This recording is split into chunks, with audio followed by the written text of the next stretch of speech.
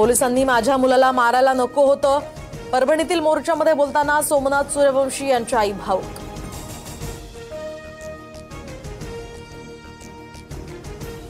बिडवलकर हत्या प्रकरणी 2 वर्षांपूर्वीच वैभव नाईकांनी तक्रार का केली नाही? 2009 पासूनचे सिद्धेश शिरसाट आणि नाईकांचे सीडीआर तपासा. दोघांचा फोटो दाखवत निलेश राणेंची मागणी.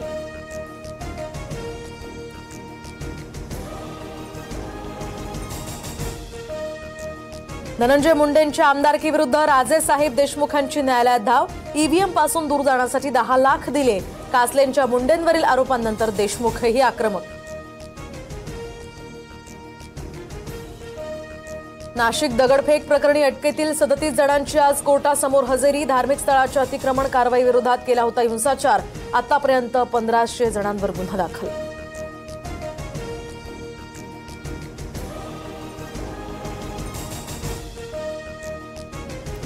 सोलापूर न्यूरोसर्जन शिरीष वळसगावकर यांची डोक्यात गोळी झाडून आत्महत्या.